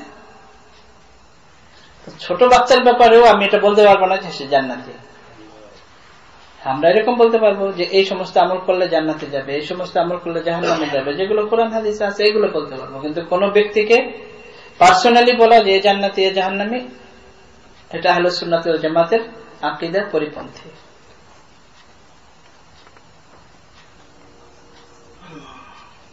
আম্বিয়া কেরামের ব্যাপারে এটা পরিষ্কার বললে কোনো অসুবিধা নেই। আশারায়ে মুবাশশারা যাদের ব্যাপারে জান্নাতের শুভ সংবাদ দেওয়া হয়েছে তাদের ব্যাপারে বলা যাবে। ওয়া আদাউল ফারিয়াদাতাইন, এবং দুইটা ফরজ যথাযথভাবে আদায় করা, নামাজ এবং যাকাত। এটা আহলুস সুন্নাতি ওয়াল জামাতের সাইন। এই 10টা সাইন, এগুলো হযরত আব্দুল্লাহ ইবনে আব্বাস রাদিয়াল্লাহু তাআলা আনহুমার বর্ণনা। বলেন যে এই 10টা সাইন যদি কারোর মধ্যে থাকে তাহলে সে আহলুস সুন্নাতি ওয়াল জামাতের অন্তর্ভুক্ত। এই 10টা সাইন যদি কারোর মধ্যে না থাকে তাহলে সে আহলুস সুন্নাতি ওয়াল জামাতের থেকে বিচ্যুত। কিন্তু এর মধ্যে সীমাবদ্ধ নয়, এছাড়া আরো অনেক জিনিস আছে, অনেক আমল আছে, কিন্তু এগুলো হলো বড় বড়। আকীদার মধ্যে আমাদের আরো আসবে, অর্থাৎ যে সমস্ত জিনিসের উপর আমাদের আকীদা রাখা জরুরি তার মধ্যে আরো অনেক জিনিস আছে, এগুলো ছাড়াও, এগুলো আমাদের পরে আসবে। এখানে সূচিপত্র হিসেবে, অর্থাৎ সূচিপত্রের মতো সংক্ষেপে শুধু ওই সময় পূর্ববর্তী যে সমস্ত ফিরকাগুলো ছিল, ফিরকাগুলো বলতে এগুলো ইসলামের নামে যে সমস্ত গ্রুপ ছিল, ফিরকা ছিল, তাদের যারা আহলুস সুন্নাতি ওয়াল জামাতের থেকে বিচ্যুত, তাদের সংক্ষিপ্ত আলোচনা শুধু। এখানে লিখেছেন যে আসলে যে সমস্ত দল এবং গ্রুপ ছিল তার মধ্যে মেইন হলো 6টা। শাখা প্রশাখা আছে প্রত্যেকটারই, কিন্তু মেইন হলো 6টা। তার মধ্যে 1 নম্বর হলো রাওয়াফিদ। এই রাওয়াফিদ থেকে শিয়াদের আবার আরো গ্রুপ আছে অনেকগুলো, কেউ বলেছে 22টা, কেউ বলেছে 30টা, কেউ বলেছে 36টা। তো তার মধ্যে মেইন হলো রাওয়াফিজ, এই রাওয়াফিজ থেকে এতগুলো। দ্বিতীয় নম্বর খাওয়ারিজ, এই খাওয়ারিজেরও আবার অনেকগুলো গ্রুপ আছে। এরপরে 3 নম্বর হলো জাবরিয়া, প্রত্যেকটার সংক্ষিপ্ত ডেফিনেশন পরে আমরা শুনব। 4র্থ নম্বর কাদরিয়া, 5ম নম্বর জাহামিয়া, 6ষ্ঠ নম্বর মুরজিয়া। এখানে লিখেছে যে এই প্রত্যেকটার আবার 12টা করে গ্রুপ আছে। এই 6টার 12টা করে গ্রুপ, প্রত্যেকটারই 12টা করে গ্রুপ। রাওয়াফিজদের যে 12টা গ্রুপ এখানে উল্লেখ করা হয়েছে, এটা হলো একটা আলাবিয়া, যারা হযরত আলী রাদিয়াল্লাহু তাআলা আনহুকে আল্লাহ মনে করত। আরেকটা হলো আবাদিয়া, একটা হলো শিয়া, ইসহাকিয়া, জাইদিয়া, আব্বাসিয়া, ইমামিয়া, তানাসুখিয়া, নাদিয়া, লাগিয়া, ওয়াজিআ, ওয়াবিসা। এই 12টা হলো শিয়াদের গ্রুপ। খাওয়ারিজদের 12টা যে গ্রুপ, এটা হলো ইজদিয়া, আবা হানাফিয়া, তাগলিবিয়া, হাওরিদিয়া, খালকিয়া, কোরিয়া, মুআতাজিলা, মাইমুনিয়া, কানজিয়া, মাহকামিয়া, আখনাসিয়া, শরাফিয়া। এগুলো হয়তো আপনাদের বুঝে আসবে না, বোঝা দরকার না, সূচিপত্র হিসেবে মনে করবেন, এগুলো সংক্ষিপ্ত ডেফিনেশন পরে বলে দেব। এরপরে জাবরিয়া যে বলা হয়েছিল, জাবরিয়ার যে 12টা গ্রুপ, এটা হলো মুফতারিয়া, আফআলিয়া, মাইয়া, মাযুবিয়া, মাজাজিয়া, মুতমাইন্নিয়া, কাসলিয়া, সাবিকিয়া, হাবিবিয়া, খাউফিয়া, ফিকরিয়া, জাসলাসিয়া। কদরিয়ার যে 12টা গ্রুপ, এটা হলো আহমদিয়া, শানবিয়া, কাসানিয়া, শৈতানিয়া, শরিলিয়া, ওয়াহিমিয়া, রুয়াইদিয়া, নাকিশিয়া, তাবরিয়া, ফাসিতিয়া, নিজামিয়া, মনজিলিয়া। জাহামিয়াদের যে 12টা গ্রুপ, এটা হলো মখলুকিয়া, গায়রিয়া, ওয়াকিফিয়া, খায়রিয়া, জানাদিকিয়া, লফজিয়া, রাবিঈয়া, মুতারাকিবিয়া, ওয়ারিদিয়া, ফানিয়া, হারকিয়া, মুআত্তালিয়া। এটা হলো 12টা গ্রুপ। মুরজিয়ার যে 12টা গ্রুপ, এটা হলো তারিকিয়া, শানিয়া, রাবিয়া, শাকিয়া, বাহমিয়া, আমালিয়া, মানকুহিয়া, শাদসানিয়া, আসারিয়া, বিদঈয়া, হাশওয়িয়া, মুশাব্বাহা। অনেক উলামায়ে কেরাম বলেছেন যে মুআত্তালা এটা হলো আসল, আর জাহামিয়া এগুলো হলো তার শাখা প্রশাখা মধ্যে একটা। অনেকগুলো আমাদের মধ্যে বলেছেন যে আসল ফিরকা বাতিলা যেটা, এটা 6টা নয়, বরং এটা হলো 12টা, এবং প্রত্যেকটা 6টা করে গ্রুপ। মাওয়াকিত কিতাবের লেখক বর্ণনা করেছেন যে আসল যে সমস্ত বাতিল ফিরকা এগুলো হলো মেন হলো 8টা: মুআতাজিলা, জাবরিয়া, মুরজিয়া, শিয়া, খাওয়ারিজ, মুশাব্বাহিয়া, বুখারিয়া, নাজিয়া। তারপরে প্রত্যেকটার আবার গ্রুপ আছে। যেমন মুআতাজিলা এবং খাওয়ারিজের 20টা গ্রুপ আছে, 20টা ফিরকা। শিয়াদের আছে 22টা গ্রুপ, মুরজিয়াদের আছে 5টা, মুশাব্বাহা এবং নাজিয়া এদের হলো 2টা করে গ্রুপ আছে। এখন এই যে সমস্ত যে গ্রুপ, তাদের মধ্যে রাওয়াফিজ যারা, রাওয়াফিজ বলা হয়েছে শিয়াদের একটা, এই রাওয়াফিজ যারা, তাদের যে মেইন আকীদা এখানে উল্লেখ করা হলো। একটা হলো যে তারা আল্লাহ তাআলার রহমত থেকে তারা নৈরাশ হয়ে যায়। রাওয়াফিজদের একটা হলো আল্লাহ তাআলার রহমত থেকে ইয়াইসু। দ্বিতীয় নম্বর হলো তাদের বৈশিষ্ট্য ইয়াসুবুনা সাহাবা, সাহাবাদেরকে গালি দেয়। বিশেষ করে হযরত আবু বকর রাদিয়াল্লাহু তাআলা আনহু, হযরত ওমর রাদিয়াল্লাহু তাআলা আনহু, হযরত তালহা রাদিয়াল্লাহু তাআলা আনহু, হযরত জুবাইর রাদিয়াল্লাহু তাআলা আনহু। এবং তাদের আকীদা হলো যে 5 জন সাহাবী ছাড়া সবাই মুরতাদ, নাউযুবিল্লাহি মিন যালিক। তৃতীয় নম্বর হলো ওয়ায়ুফাদ্দিলুনা ফাতিমাতা আলা আয়েশা রাদিয়াল্লাহু তাআলা আনহুমা। রাওয়াফিজের আরেকটা বৈশিষ্ট্য হলো যে হযরত ফাতিমা রাদিয়াল্লাহু তাআলা আনহাকে তারা হযরত আয়েশা রাদিয়াল্লাহু তাআলা আনহার সাথে সবসময় কম্পেয়ার করে এবং প্রাধান্য দেয়। এবং তাদের বৈশিষ্ট্য হলো যে তারা 3 তালাক দিলে তারা বলে যে তালাক হয় না।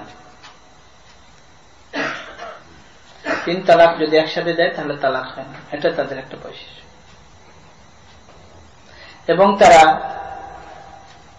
নামাজের আগে যে ইকামত, এটার বিশ্বাস রাখে না। মুজার উপরে মাসা করা, এটা তারা বিশ্বাস রাখে না। তারাবির নামাজকে তারা নামাজ হিসাবে মনে করে না। এবং তারা নামাজের মধ্যে যে হাত বাঁধা, বাম হাতের উপরে ডান হাত রাখা, এটাই তারা বিশ্বাস করে না। অর্থাৎ তারা হাত বাঁধে না, হাত খোলা রাখে। এবং তারা মাগরিবের নামাজ টাইম হওয়ার সাথে সাথে পড়া এবং ইফতার করা টাইম হওয়ার সাথে সাথে, এটা তারা বিশ্বাস করে না। এই জন্য আপনারা যদি কেউ জানেন তাদের সম্পর্কে, তাহলে দেখবেন এরা মাগরিবের টাইম হওয়ারও প্রায় আধা ঘন্টার বেশি অপেক্ষা করে তারপরে ইফতার করে, তারপরে নামাজ পড়ে। এটা হলো মেইন তাদের কিছু বৈশিষ্ট্য। খাওয়ারিজ যারা, তাদের মেইন কয়েকটা বৈশিষ্ট্য হলো ইউকাফিরুনা আহলাল কিবলাতি বিমাসিয়াতিন, যে যারা নামাজ রোজা করে তারাও যদি কোন রকমের গুনাহ করে তাহলে তারা কাফের হয়ে যায় তাদের আকীদা অনুযায়ী। নামাজ পড়ে সবকিছু করে কিন্তু কোন গুনাহ করেছে, তো খাওয়ারিজ যারা, তারা বলবে কাফের হয়ে গেছে। এবং তারা বাদশার বিরুদ্ধে অভ্যুত্থান করাকে তারা জায়েজ মনে করে। ইসলামী বাদশাহ বলতে ইসলামী বাদশাহ। এবং হযরত আলী রাদিয়াল্লাহু তাআলা আনহুর উপর লানত করে। এবং তারা জামাত এবং ইকামত এটাকে অস্বীকার করে। জাবরিয়া যারা, তাদের মেন আকীদার মধ্যে হলো বৈশিষ্ট্য হলো তারা বলে যে মানুষ হলো মজবুর। এটা কিন্তু আমাদেরও অনেক মানুষ, আমাদের যারা সমাজে এখনো আছে, তারাও বলে আমাদের তো কিছু করার নাই, আল্লাহ আমাদেরকে সৃষ্টি করছে, আল্লাহ তো সবকিছু জানে, তা আমরা গুনাহ করলে কেন গুনাহ হবে? বলে আমরা তো মজবুর, আমাদের কোনো ক্ষমতা নেই, আমরা তো অক্ষম, আল্লাহ আমাদের যেভাবে চালায় সেভাবে আমরা চলি। তো ঠিক জাবরিয়া যারা, তাদের এটা আকীদা ছিল যে আমরা পাথরের মধ্যে, যেমন পাথরের কিছু করার ক্ষমতা নেই, মাটির কোনো কিছু করার ক্ষমতা নেই, কেউ উঠাইলে উঠে, তো এরকম আল্লাহ আমাদেরকে যা করে আমরা তাই করি। এটা ছিল জাবরিয়াদের আকীদা। বান্দার কোনো ইখতিয়ার নেই, বান্দার কোনো ক্ষমতা নেই, এটা ছিল জাবরিয়াদের আকীদা। এই জন্য কোন নেক আমল করলেও সওয়াব হবে না, আর গুনাহ করলেও কোনো গুনাহ হবে না। এটা হলো জাবরিয়াদের বৈশিষ্ট্য। তবে যদি এই জাবরিয়া ফেরকা নাও থাকে, কিন্তু এরকম লোক কিন্তু সমাজে এখনো পাওয়া যায়, বলে আমাদের কিছু করার নেই। এবং এদের আকীদার মধ্যে একটা ছিল যে মাল আল্লাহ তাআলা, সম্পদকে আল্লাহ অনেক পছন্দ করে। তাদের আরেকটাই ছিল, আকীদার মধ্যে একটা ছিল যে বান্দা যখন কোনো কাজ করে তখন আল্লাহ তাআলা তৌফিক দেয়। এমন নয় যে আল্লাহ তাআলা তৌফিক দিয়ে রাখছে আগের থেকে, এরকম না, ইখতিয়ার না, বান্দা যখন করে তখন আল্লাহ তৌফিক দেয়। এটা তাদের একটা আকীদা। অর্থাৎ ইখতিয়ার হলো বান্দার। এবং তারা রাসূলুল্লাহ সাল্লাল্লাহু আলাইহি ওয়াসাল্লামের মেরাজকে অস্বীকার করে, যে রাসূলুল্লাহ সাল্লাল্লাহু আলাইহি ওয়াসাল্লামের মেরাজ হয়নি। এবং তারা কোরআনে কারিমে যে বলা হয়েছে যে আল্লাহ তাআলা সমস্ত রূহকে আল্লাহ তাআলা ওয়াদা নিয়েছেন যে আমি কি তোমাদের রব নই, এটাকে তারা অস্বীকার করে, না এরকম কোনো কিছু হয় নাই, আমরা আল্লাহর সাথে কোনো ওয়াদা করি নাই। এবং তারা জানাজার নামাজ পড়াকেও ওয়াজিব মনে করে না, জরুরি মনে করে না। এটা হলো জাবরিয়া। এই জাবরিয়াদের অনেক কিছু এখনো আমাদের আছে, যদিও এই গ্রুপ নাই। এই কদরিয়া যারা, এদেরও অনেক লোক এখনো আছে, যদিও এই গ্রুপ নাই, অন্য নামে থাকবে বা নাম ছাড়া আছে। কদরিয়াদের আকীদা হলো যে আল্লাহ তাআলার কোনো হাত নাই, মানুষেরই সক্ষমতা, মানুষের ইচ্ছা, মানুষ যা করবে এটাই, আল্লাহর এর মধ্যে কোনো হাত নাই।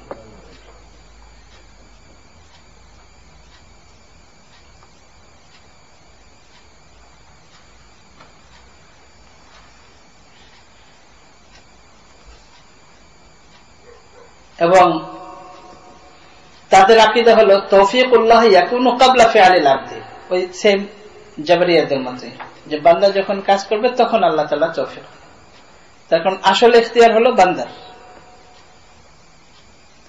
এরাও মেরাজকে অস্বীকার করে, এবং এরাও যে আল্লাহ তাআলার সাথে যে আমরা ওয়াদা করেছি এটাকে অস্বীকার করে। এবং এরাও জানাজার নামাজকে ওয়াজিব মনে করে না।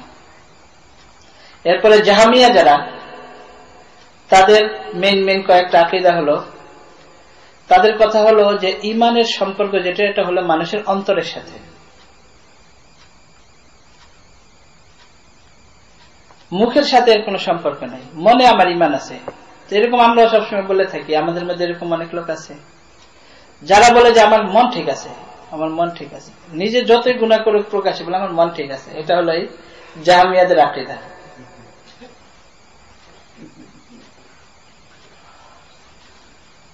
এরপরে বলে যে রূহ যেটা, এটা সরাসরি আল্লাহ তাআলা কবজ করে। তারা মালাকুল মউতকে অস্বীকার করে, মালাকুল মউতকে তারা মানে না। এবং তারা আলমে বারজাখ, যেটা আলমে বারজাখের আগে তো আমাদের বলা হয়েছে, আলমে বারজাখ বোঝানো হয়েছে আপনাদেরকে কি, আমরা যে কবরের জীবন বলি এটাই হলো আলমে বারজাখ। আমাদের একটা হলো রূহের জগৎ, যেটা ছিল আলমুল আরওয়াহ, রূহের জগৎ। আরেকটা হলো আলমে দুনিয়া, যেটা দুনিয়ার জগৎ, যেটা তো রূহের জগৎ থেকে আমরা মায়ের পেটের মাধ্যমে এই দুনিয়াতে এসেছি। এই দুনিয়া থেকে আমরা যেমন মায়ের পেটে আমরা কিছুদিন ছিলাম, ঠিক ওইরকম এই দুনিয়ার জগৎ থেকে আমরা কিছুদিন আবার বারজাখের জীবনে থাকবো, বারজাখের জিন্দেগি। বারজাখ মানে হলো পার্টিশনের জিন্দেগি। এবং এই পার্টিশনের জিন্দেগির মধ্যে থাকার হিকমত হলো, যেরকম মায়ের পেটে থাকার হিকমত হলো যে রূহের জগৎ থেকে যখন আমরা এই দুনিয়াতে আসব, যখন এই দুনিয়াতে আমাদের কিছুদিন থাকতে হবে, এই দুনিয়ার পরিবেশ, এই দুনিয়ার আবহাওয়া, এগুলোর সাথে যেন আমরা অ্যাডজাস্ট হতে পারি, ফিট হতে পারি। এই জন্য মায়ের পেটে কিছুদিন, আল্লাহ তাআলা যদি চাইতেন সরাসরি নিয়ে আসতে পারতেন, যে আল্লাহ এরকম করেন নাই। হিকমত হলো এই যে এই কিছুদিন থাকার পরে এই আবহাওয়ার সাথে যেন আমরা অ্যাডজাস্ট হই। তার কারণ মা যা কিছু খাবে, দুনিয়াতেই বাস করে, এই মায়ের থেকে আমাদের খাবার পৌঁছে, সবকিছু হয়। এটার মধ্যে হিকমত হলো দুনিয়ার জীবনের সাথে অ্যাডজাস্ট হওয়া। ঠিক এরকম ওই বারজাখের জীবন, যেটা আমাদের পার্টিশনের জীবন, দুনিয়ার জীবনের পরে ওই জীবনটা হলো আমাদের জান্নাত এবং জাহান্নামের সাথে অ্যাডজাস্ট হওয়া। যে জান্নাতে যাবে সে যেন জান্নাতের উপযোগী হয়, ওই আবহাওয়ার সাথে অ্যাডজাস্ট হতে পারে। এগুলো তো আমরা সবসময় বয়ানে শুনি এবং অনেক সহিহ হাদিসের দ্বারা এগুলো প্রমাণিত, যে যখন মানুষ মারা যায় সাথে সাথে তার জান্নাতের জানালা খুলে দেওয়া হয়, তার জন্য জান্নাতের বিছানা বিছানো হয়, এবং তাকে বিভিন্ন যে হাদিস আমরা পড়ে থাকি, এখন তার ওগুলো বলার ভিন্ন সময় নেই। ঠিক এরকম আবার বলা হয় যে একটা লোক যখন দুনিয়াতে গুনাহ করে, সে যখন দুনিয়া থেকে যায়, তো ওই কবরের জীবনে, অর্থাৎ ওই বারজাখের জীবনে, ওখানে গেলে তার আযাব হয়, তার পানিশমেন্ট শুরু হয়ে যায়। দুইজন ফেরেশতা এসে তাকে জিজ্ঞেস করা শুরু করে, তারপরে সে যখন বলে হা হা লা আদরি, আমি জানি না, তখন তার পানিশমেন্ট শুরু হয়ে যায়। এটা হলো বারজাখের জিন্দেগি, ওই পার্টিশন। এই পার্টিশনের জীবন হলো আমাদের জান্নাত এবং জাহান্নামের সাথে অ্যাডজাস্ট হওয়ার জন্য। তো যখন আমরা ওই জীবনের সাথে অ্যাডজাস্ট হয়ে যাব, তখন ইয়ামুল আখিরা মানে এন্ড, মানে শেষ, দুনিয়ার শেষ। আর কিয়ামত মানে হলো কায়েম হওয়া। ওই কিয়ামতের দিন সবাই আবার উঠবে, আর আখিরা হলো সব শেষ হয়ে যাবে। তো ওই যে কিয়ামতের দিন যে আমরা উঠবো, উঠার পরে ওই যে পার্টিশনের জীবন, ওই জীবন শেষ হয়ে যাবে, মানে পার্টিশন শেষ হয়ে যাবে। এখন এর অবস্থা কি হবে, কাইফিয়ত কি হবে, আল্লাহ তাআলা ভালো জানেন। মানে ওটা কিভাবে হবে, পন্থা কি হবে, পার্টিশন কিরকম হবে, ওই পার্টিশন কিভাবে খোলা হবে, আল্লাহ তাআলা ভালো জানেন। ওই জীবন, ওই পার্টিশন যখন শেষ হয়ে যাবে, তখন জান্নাত জাহান্নাম আমাদের সামনে থাকবে। উদাহরণ হিসেবে আমরা বুঝার জন্য, আসলে তো আমরা জানি না, আল্লাহ তাআলা ভালো জানেন কিরকম। আমরা এখানে যেমন দেখি ইমিগ্রেশনে আমরা যখন ঢুকবো, তো ইমিগ্রেশনের সিল লাগায় তারপরে ঢুকতে হয়। তো ঠিক আমরা ওইরকম থাকবো। আল্লাহ তাআলা যখন আমাদেরকে জান্নাতের দিকে পাঠাবেন, জান্নাতে চলে যাবো, জাহান্নামের দিকে পাঠাবে, আমরা জাহান্নামে চলে যাবো। তখন এই পার্টিশন শেষ হয়ে যাবে। এটা হলো বারজাখের জিন্দেগি, এবং ওটাই হলো কবর। এই জন্য হাদিসে বলা হয় যে কবরকে তোমরা একটা গর্ত মনে করবে না। কবর আসলে কোনো গর্ত নয়। এবং যেই রূহ কবজ হয়ে যায়, রূহকে নিয়ে যাওয়া হয়, এবং এই রূহের নামই হলো মানুষ। লোকটা এখনো আছে, ঘরের মধ্যে আছে, এখনো আছে, কিন্তু যখন কেউ জিজ্ঞেস করে তখন বলে তার ইন্তেকাল হয়ে গেছে। আসলে তো সে আছে এখনো, ইন্তেকাল তো হয়নি তার। অর্থাৎ ওই রূহের নামই হলো মানুষ। তো যেহেতু ওই রূহের নামই মানুষ, এবং তার এই যে বডি, এই বডির সাথে তার রূহের কানেকশন সবসময় থাকবে। এই জন্য অনেকে প্রশ্ন করে যে কাউকে কবরে যদি না দেওয়া হয়, যদি আগুনে জ্বালানো হয়, পানিতে ফেলানো হয়, আল্লাহর জন্য কি কোনো মুশকিল? তো রূহ এবং এই জিসিম, এই বডির কানেকশন সবসময় থাকে। এবং এটাও তার একটা প্রুফ যে কিয়ামতের দিন যখন উঠবে, তখন এই বডি নিয়ে উঠবে, কিন্তু এই বডি এরকম থাকবে না, যেহেতু ওখানের উপযোগী হয়নি। তো এই যে বারজাখের জীবন, যে ওই বারজাখের জীবনে ওই বডিকে ওইভাবে উপযোগী করা হবে। তো ওখানে বডি ওরকম বড় হবে, কিন্তু এই বডি হবে। তো রূহের সাথে এই বডির সাথে কানেকশন আছে। এরকম যদি না হয়, তাহলে যেরকম হাদিসের মধ্যে আছে যে কিয়ামতের দিন যেরকম এখানে স্প্রিং এ বসন্তকালে যেরকম ঘাস টাস সব উঠে, এরকম মানুষের বডি কিয়ামতের দিন উঠবে। তো যখন উঠবে, তখন রূহ কি একজনের রূহ অন্যজনের মধ্যে চলে যাবে? যার রূহ তার বডিতে যাবে। তো অবশ্যই একটা কানেকশন আছে, এবং সেই হিসাবে তার পানিশমেন্ট হয়, সেই হিসাবে তাকে আযাব দেওয়া হয়। এটা হলো পার্টিশনের জীবন, বারজাখের জীবন। তো তারা এই বারজাখকে জাহামিয়া যারা, তারা স্বীকার করে না, অস্বীকার করে। এবং মুনকার নাকির যে কবরের মধ্যে বারজাখের জীবনে প্রশ্ন করবে, এটাও তারা অস্বীকার করে। এবং তারা হাউজ কাউসার এগুলোকে অস্বীকার করে, হাউজ কাউসারকে তারা মানে না। বলে যে এগুলো সব মানুষের চিন্তা। তো এরকম লোক কিন্তু এখনো সমাজে অনেক আছে যারা এগুলোকে মানে না, যারা বলে এগুলো মানুষের কল্পনা, এগুলো আসলে বাস্তব কিছু না। এরপরে মুরজিয়াদের যে মেইন আকীদা, এগুলো হলো যে আল্লাহ তাআলা আদম আলাইহিস সালাতু ওয়াস সালামকে নিজের মতো করে বানাইছে। তো যেহেতু নিজের আকৃতিতে আল্লাহ বানাইছেন, তো আদম আলাইহিস সালামের যে আকৃতি মানুষের, আল্লাহ তাআলারও সেই আকৃতি। এটা হলো তাদের আকীদার মধ্যে একটা খারাপি। আর আরশ বলে যেরকম আমাদের বাসা আছে, বাড়ি আছে, এরকম আরশ হলো আল্লাহ তাআলার বাসা, আল্লাহ তাআলা সেখানে থাকেন। তাদের কথা হলো যে কারো যদি ঈমান থাকে তো ঈমানই তার জান্নাতে যাওয়ার জন্য যথেষ্ট।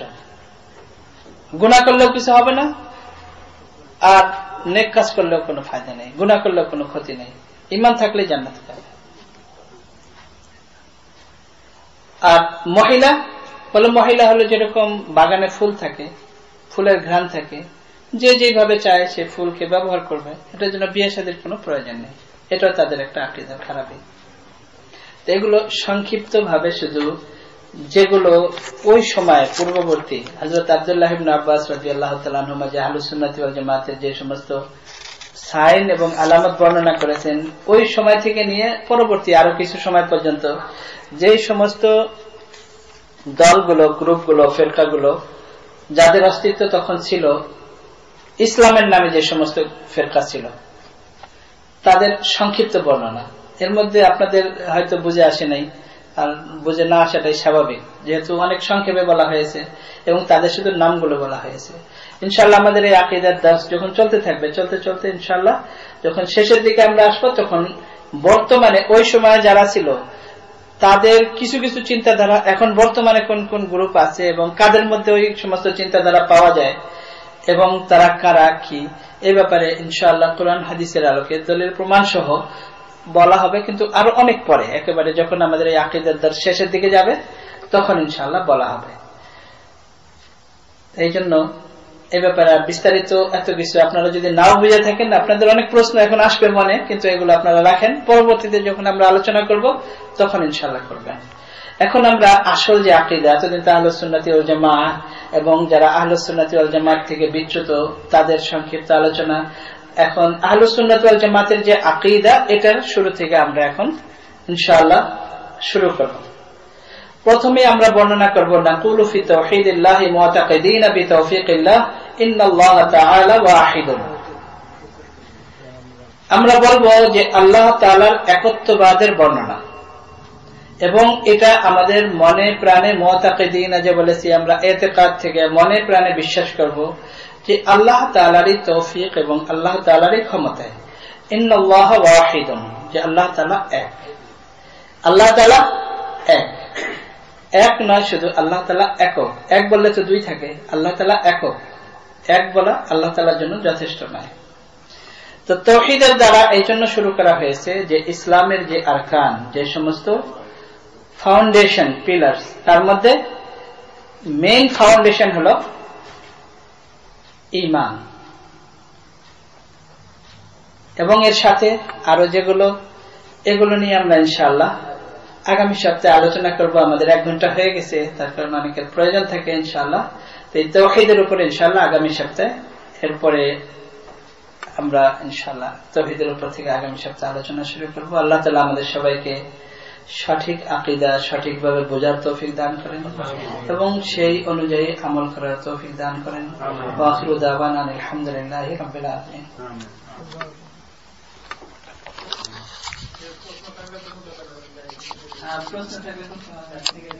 শুরু করি, তাহলে আমরা দেখি ইমাম মাহদী রাদিয়াল্লাহু তাআলা আনহুর জন্ম হবে মদিনাতে, 40 বছর বয়স হবে, তিনি আসবেন মক্কায়, তাওয়াফ অবস্থায় তার পরিচিতি হবে। তারপরে ওখানে যারা অনেক বড় বড় আল্লাহওয়ালা যারা, তারা তাকে চিনে ফেলবে। তখন তিনি সেখান থেকে চলে যাবেন। যাওয়ার পরে যে বাসায় তিনি থাকবেন, এই যে আল্লাহওয়ালা কিছু লোক, তারা তাদের খোঁজ করতে করতে সেখানে যে পাবেন, পাওয়ার পরে তাকে বাইতুল্লাহতে নিয়ে আসবেন এবং মাকাম ইব্রাহিমের এখানে এসে তার হাতে বায়াত করবেন। এগুলো যেগুলো সহিহ হাদিসে দেওয়া আছে। মির্জা গোলাম আহমদ কাদিয়ানী কোনদিন জীবনে সৌদি আরবে যায় নাই, কোনদিন হজ করে নাই। তার কারণ হলো সে তো ইংরেজদের নবী ছিল, আর ব্রিটিশদের ক্ষমতা তো ভারতবর্ষে ছিল। তাকে যখন তার নিকটবর্তী যারা, তারা বলেছে যে আপনি একজন নবী দাবি করেন, আপনি হজ করেন না কেন, তোমরা কি আমাকে মারতে চাও? তার কারণ আমি ইন্ডিয়া থেকে বের হলে তো আমাকে মানুষ মেরে ফেলবে, ইন্ডিয়া তো ব্রিটিশদের আন্ডারে, এতে বের হলে আমি মারা যাবো। তো যে কোনো দিন সৌদি আরবে যায় না, সে কি ইমাম মাহদী হতে পারে? জন্ম যার মদিনাতে হওয়ার কথা। এরপরে তার নাম হবে হুজুর সাল্লাল্লাহু আলাইহি ওয়াসাল্লামের নাম, মায়ের নাম হবে হুজুর সাল্লাল্লাহু আলাইহি ওয়াসাল্লামের মায়ের নাম, আর বাপের নাম হবে হুজুর সাল্লাল্লাহু আলাইহি ওয়াসাল্লাম আব্বার নাম। এর বাপের নাম হলো গোলাম মুর্তজা, এর নাম হলো মির্জা গোলাম আহমদ। তো কোনো কিছুর সাথে মিল আছে? আচ্ছা, দ্বিতীয় দেখেন, সে বলে আমি মাসিহে মাউদ। তো মাসিহে মাউদ অর্থাৎ ঈসা আলাইহিস সালাম, ঈসা আলাইহিস সালামের জন্ম হয়েছে আপনারা জানেন জেরুজালেমে, বেথলেহেম যেটাকে আমরা বলি, বাইতুল লাহম, বেথলেহেম, ওখানে জন্ম হয়েছে।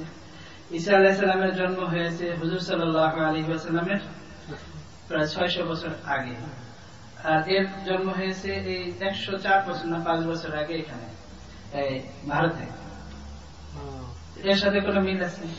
ঈসা আলাইহিস সালাম কোরআনে কারিমে বলেন যে ঈসা আলাইহিস সালামের যে সমস্ত মুআজিজা জন্মের সময় করে কথা বলেছেন। ঈসা আলাইহিস সালামের আব্বা ছিলেন না, এর বাপের নাম গোলাম মুর্তজা, বলেন ঈসা আলাইহিস সালামের সাথে কোনো সম্পর্ক আছে? ঈসা আলাইহিস সালাম বলেন আতানি আল কিতাব, আমাকে কিতাব দান করা হয়েছে, অর্থাৎ এই ইনজিল এবং তাওরাত। এর কাছে কি কোনো কিতাব আছে? ওয়াজআলানি নবিয়্যা, আল্লাহ তাআলা বলেছেন একে কি নবী বানাইছে? যাই হোক, কোনো কিছুর সাথে ঈসা আলাইহিস সালামের সাথে এর কোনো মিল নাই।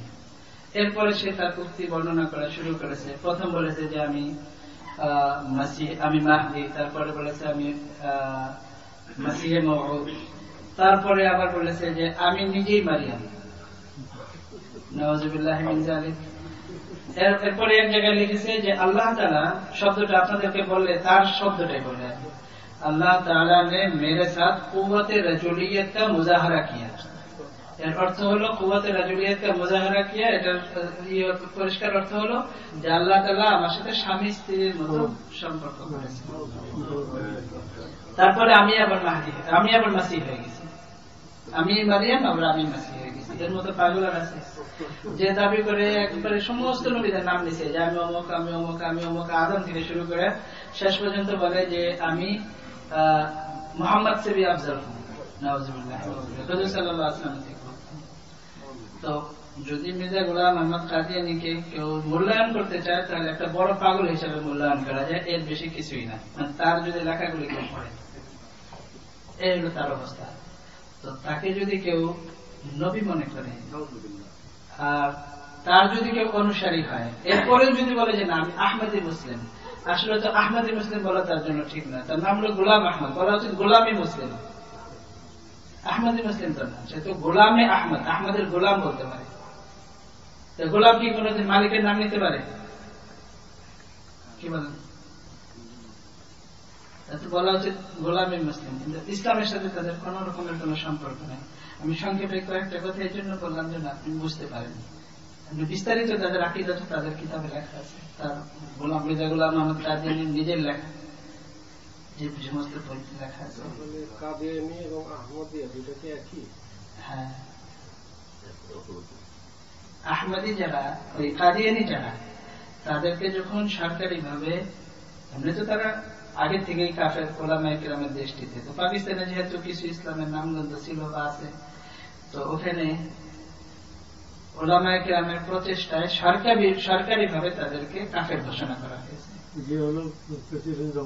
না, এর আগে ভুট্টোর সময় করা হয়েছিল 1975-এ। ভুট্টো তো নিজেই ওটা না, 1975-এ তখন হযরত আল্লামা ইউসুফ বিন নুরি রাহমাতুল্লাহ আলাইহি ছিলেন আমির খাতমে নবুয়তের, মুফতি মাহমুদ সাহেব রাহমাতুল্লাহ আলাইহি ছিলেন সীমান্ত প্রদেশের মুখ্যমন্ত্রী, ইস্তেফা দিয়ে দিয়েছেন, পরে পার্লামেন্টের মেম্বার ছিলেন তখন। আর হযরত মাওলানা গোলাম গৌস হাজারবী রাহমাতুল্লাহ আলাইহি ছিলেন হাজারের পার্লামেন্টে ছিলেন। তো ওনারা দুইজনে এই বিল উত্থাপন করেছে কাদিয়ানী সম্পর্কে, যে তাদের এই আকীদা, তাদেরকে সরকারি ভাবে অমুসলিম ঘোষণা করা হোক। তো না, ইসলাম। তো এই নিয়ে যখন সংসদে অনেক আলাপ আলোচনা চলছিল, তখন তাদেরকে কনভিন্স করা, মানে পার্লামেন্টের সদস্যদের কনভিন্স করা, তারপরে এত দিন যান না, 5 দিন থাকে সাধারণত পার্লামেন্টে জানা যায়। আর এরা কয়েকজন ছিলেন আলেম।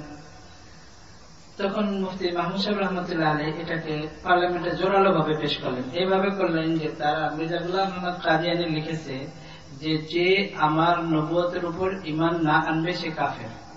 তাহলে এখন এই মুসলিমের কিছু মানুষ যারা মির্জা গোলাম আহমদ কাদিয়ানীকে নবী মনে করে এবং তার উম্মত মনে করে নিজেদেরকে, তারা শুধু মুসলমান, আর সারা দুনিয়ার 130 কোটি মুসলমান সব কাফের। এটা কি আপনারা মেনে নিচ্ছেন? ভুট্টো যখন প্রধানমন্ত্রী ছিলেন, এটা কি আপনারা মেনে নেবেন? এটা মুসলমান হিসেবে তো সবারই লাগে। তখন বলছে যে না, আপনি তাহলে ই করেন, এটার জন্য প্রুফ পেশ করেন। বলছেন যে শুধু আমি এইভাবে প্রুফ পেশ করবো না, আপনারা এই করেন। মির্জা গোলাম আহমদ কাদিয়ানীর নাতি এখনো আছে, মির্জা তাহের কাদিয়ানী। মির্জা বশিরউদ্দিন মাহমুদ ছিল মির্জা গোলাম আহমদ কাদিয়ানীর ছেলে, তার ছেলে ছিল মির্জা তাহের, মারা গেছে ইংল্যান্ডে। ওদের শুরু হয়েছিল ব্রিটিশ থেকে, ওদের হেডকোয়ার্টার এখন ইংল্যান্ডে। এবং মির্জা তাহের প্রথম ইন্ডিয়া থেকে পালায় আসছে পাকিস্তানের থেকে যখন আবার সরকারি ভাবে কাফের ঘোষণা করেছে তখন ইংল্যান্ডে চলে গেছে, ওখানে তাদের হেডকোয়ার্টার। তো মির্জা তাহেরকে তখন পার্লামেন্টে ডাকা হয়েছে, বলা হয়েছে যে ঠিক আছে আমরা প্রুফ পেশ করবো, সে তার যা প্রুফ আছে সে পেশ করবে। তো মুফতি মাহমুদ সাহেব রহমতুল্লাহ আলাইহি মির্জা কাদিয়ানীর বই সব দেখছে যে আমার নবুয়তের উপর যদি কেউ ঈমান না আনে তাহলে সে কাফের। এটার উত্তর দাও। এটা তো তার কোনো উত্তর দেওয়ার কিছু নেই, কিতাব সামনে, তখন পার্লামেন্টের সবার সামনে। তখন পার্লামেন্টের সবাই বলছেন দেখেন আপনারা কাফের নাকি এ কাফের, এটা আপনারা এখন ঘোষণা করবেন। তখন পার্লামেন্টের মেম্বার যারা মুসলমান যতই গুনাহগার হোক, এতটুকু অনুভূতি সবার ভিতরে থাকে, যার ভিতরে ঈমান আছে, সবাই বলেছে আমরা মুসলমানের মধ্যে কোনো সন্দেহ নেই, তাহলে সে কাফের।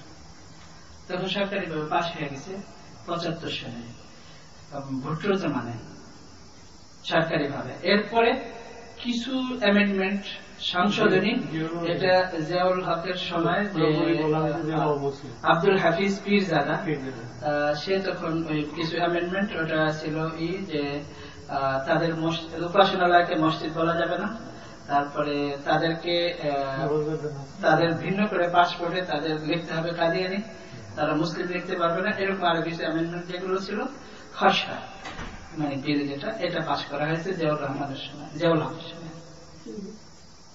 আমি একটু কথা বলতে চাই, ওর যে গ্রাম, ও যেখানে ব্যস্ত এবং দুর্যোগ বানাইছে, আমি তার ধারে ট্রেনিং করতে গিয়েছিলাম। আর আমি 3 সপ্তাহ ট্রেনিং করেছি। আমার এক ফ্রেন্ড গেছিল ঘোড়ার গাড়িতে, ওই চারানা করে ভাড়া, আমার জোর করছিলেন, কিন্তু আমার ইমান একটু ইয়েতে আমি যাইনি। তো সে আমাকে যা বলছে এটা বড় সত্য। সে ব্যস্তের মধ্যে পাকিস্তানের মধ্যে সবচেয়ে সেরা যে 60টা মেয়ে, 60 গার্ল, মানে 18 থেকে 20 বছর, এগুলোকে হুর হিসাবে সে সাজিয়ে রাখছে। সর্বপ্রথম যে গেটে যাবে তাকে সব টেস্ট করে তাকে, এই তো গেছিল ওই দেখতে, যখন টেস্ট করার পরে টেস্টে পারাতে গেছে, বলছে যে এই হলো আমার বেহেস, বেহেস হ্যাঁ দোষর, তুমি এখন কোনটা দেখতে চাও? আমি সব দেশের মধ্যে তোমার যে ম্যাচের মধ্যে আমার ফলমূল আছে সেটাও দেখতেছি, এবং আনার এবং আঙ্গুরের মানে গাছ এমন ভাবে লাগিয়ে রাখছে, আর মহিলাগুলোকে এমন ভাবে ড্রেস পরাইছে, 7 পাল্লার গায়ের ইয়েগুলো লোম পর্যন্ত দেখা যায়। আর আনারের গাছ, আঙ্গুরের গাছ বিছানায় শুয়েছে, তো শোয়ার ইয়ের উপর এমন ভাবে করে রাখছে, তোমার মানে আপনি যখন চাবেন যেখানে মুখ করবে ওই আপনার মুখের মধ্যে এসে যাবে। এখন এইটা আপনি যেটা কথা বলছেন, এটা রাবুয়া,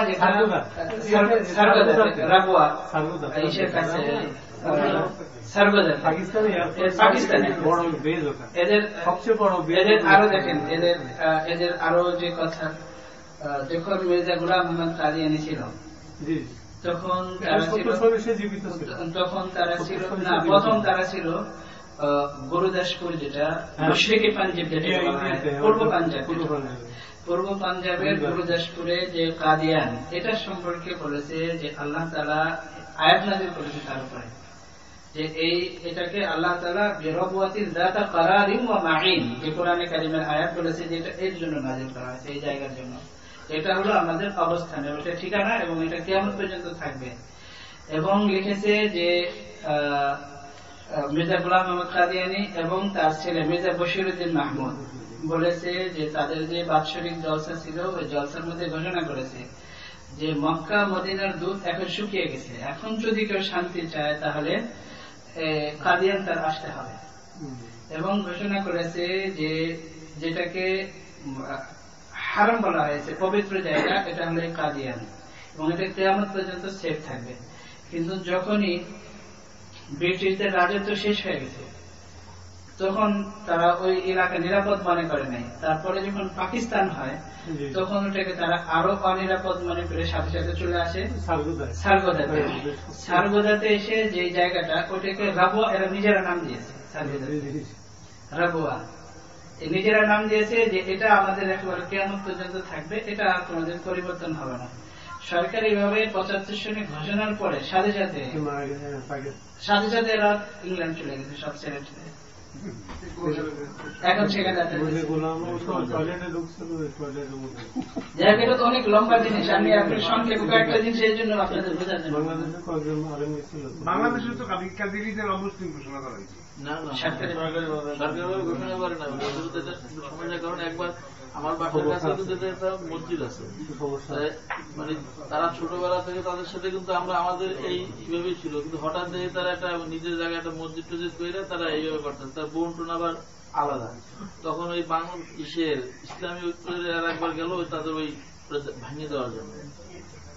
আমি তখন ওই পৌরসভায়, তোমার শহরের মধ্যে পৌরসভায় দায়িত্বে ছিলাম, তখন ওই প্রশাসন তো সব ওই যে এদের পক্ষে, বাংলাদেশ আমার পটুয়াখালী জেলার সব অল ডিসি এসপি অলরেডি তারা এসে সবাই মসজিদের সামনে দাঁড়িয়ে গেছে। আর ওই যে ভাঙতে আসে তারা, ঢাকা থেকে আসে তারা তো সবাই হাতে লাঠি।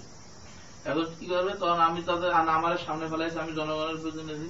তখন তারা বললো যে আমরা ওখানে একটা লোকও যাবে না, আমরা একটা সাইনবোর্ড নিয়ে আসছি, আপনি সাইনবোর্ড ওখানে লাগাই দেবেন, তাদের মসজিদ থাকবে না, উপাসনালয় থাকবে। লেখা আছে আহম্মদী ইসলামদের উপাসনালয়।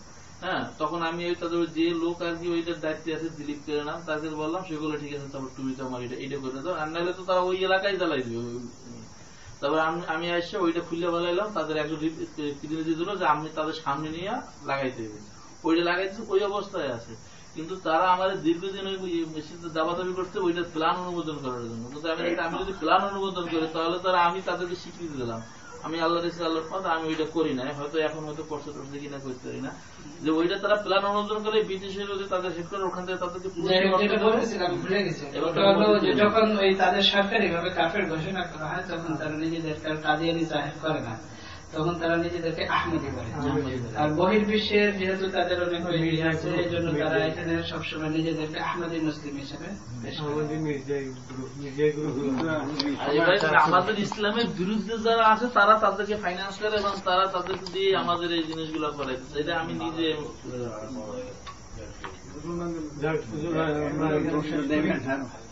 আমি একটা প্রশ্ন ছিল, আপনি বলছেন যে কিবলার ব্যাপারে যে 17 মাস নবী করিম সাল্লাল্লাহু আলাইহি ওয়াসাল্লাম বাইতুল মুকাদ্দাস 16 মাস বাইতুল মুকাদ্দাস থেকে নামাজ পড়ছে, পরে আল্লাহ তাআলা তার বাসনা অনুসারে বাইতুল্লাহর দিকে করছে।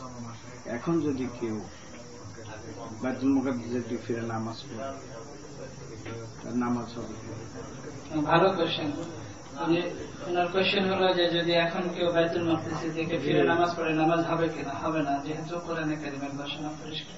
তো এখন এইখান থেকে আমেরিকার থেকে নিউ ইয়র্ক থেকে ধরেন বাইতুল মুকাদ্দাস জেরুজালেম, এখান থেকে পূর্ব দিকে অনেক মসজিদে সোজা কেবলা করিয়া পূর্ব দিকেও নামাজ পড়ে, যে কোনো দিকে পূর্ব দিকে নামাজ, যেদিকে মসজিদ সেই দিকেই পড়ে। দুটা ভিন্ন কোশ্চেন। একটা হলো যে কেউ যদি কেবলা সঠিক না করে অন্য দিকে নামাজ পড়ে নামাজ হবে কিনা, আরেকটা হলো বাইতুল মাকদিসের দিকে নামাজ পড়লে হবে কিনা। না, সেখানে একটা প্রশ্ন আছে যে এখন যারা পূর্ব দিকে নামাজ নির্ধারণ করে পড়ছে কেবলা সোজা করে ইচ্ছা মতো, এরা অনেক সময় সেটা বাইতুল মুকাদ্দাসের দিকে হয়ে যাচ্ছে, যেহেতু পূর্ব দিকে হয়ে যাওয়া ভিন্ন জিনিস। তাদের ইন্টেনশন কি? তারা কি এটা ঘোষণা দিয়েছে যে আমরা বাইতুল মাকদিসের দিকে? না না, কিন্তু এরকম যদি ঘোষণা দেয় তাহলে ঠিক হবে না, বাইতুল মুকাদ্দাসের দিকে হচ্ছে।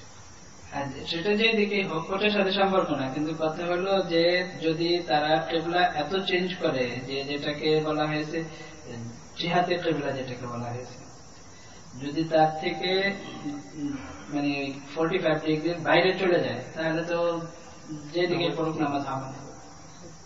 আর যদি এর ভিতরে থাকে তাহলে নামাজ হবে। আরেকটা হলো যদি এইরকম কেউ মসজিদ বানায়, মানে মসজিদ বানায়, একটা হলো 45 ডিগ্রির ভিতরে নামাজ পড়লে হবে, আর একটা মসজিদ বানানো। যদি কেউ মসজিদ বানায় তাহলে এটা তার জন্য গুনাহ হবে। এখন কিবলা ভুল ইচ্ছাকৃত ভাবে বানানো এটা জায়েজ নাই। ইচ্ছাকৃত, যেমন আমরা এখন তো কিবলা তো ডাইরেক্ট আমরা জানি কোন দিকে, এখন মডার্ন টেকনোলজি বলে দিচ্ছে যে কোন জিনিসটা কোথায় আছে, দিক দিয়ে দিতেছে, আমরা জানি দিক, তারপর আমরা সোজা করে ইচ্ছা মতো পড়াইতেছি, সেটা হবে না। এদের জন্য গুনাহগার হবে। 45 ডিগ্রির ভিতরে হইলে যারা পড়বে তাদের নামাজ, যারা এটা বানাবে তাদের গুনাহ হবে।